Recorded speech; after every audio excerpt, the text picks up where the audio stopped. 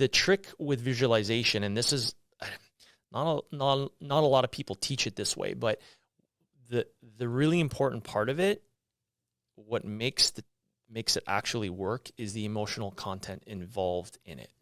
You have to have the emotion or it doesn't work. Okay. Just simply visualizing it is only part of it.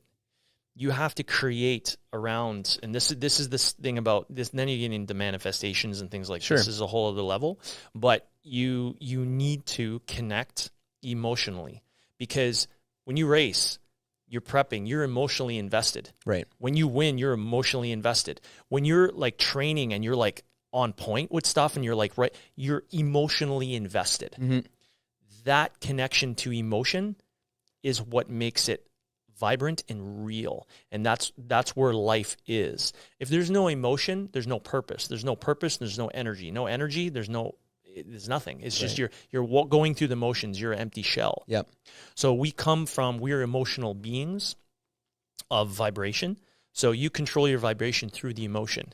Right. And that is the trick on how to do it. The other part of it is you have to know yourself. You have to know your strengths and weaknesses. I always say, like, you know, the movie The Matrix, when Neo walks in and meets the Oracle for the first time, and she says, you know, I think it says Tenet and Nosuke on the top. It says, know thyself. You got to know yourself. You got to know these strengths and weaknesses, right? And like in the book of The Art of War, they say if you don't know you or your enemy, you will lose 100% of your battles. If you know yourself but not the enemy, or vice versa, you only win 50% of the battles. Right. The only way you can win is if you know yourself and the enemy. Right. Right. So, and those enemies could be your own weaknesses or your own demons, and they always come out under pressure. Yep. And as a driver, you know that your mind starts playing tricks on you, right? So did you have, before Kung Fu or even during, did you have, you know, half-hearted visualizations, or where you weren't emotionally there, you know, visualizing yourself, say, on the podium or winning? How did you deal with falling short? Like, hey, I've done all this visualization, but the result didn't happen. That's a great question, because then as you're creating it, you're like, oh, I missed something. Yeah. Okay, go back to the drawing board. Right. So it's just a way for you to take a couple steps back to launch again. It's teaching you something. So you missed something.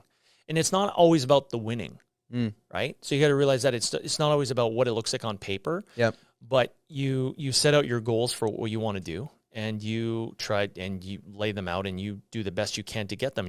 And again, it's a test of wills too, because other people are kind of going through the same thing. So like, I'm missing something. What is it? But the heart of it is the process. That journey is the reason why you're doing it. It's not the end result. The end result gives you a target. Sure. And that emotional connection to that end result is what's going to push you through the weaknesses or the hurdles or the negativity. And then you drive through, and then whether you get it or not, at the very, very end, all of this process is the reason why you did it. Right.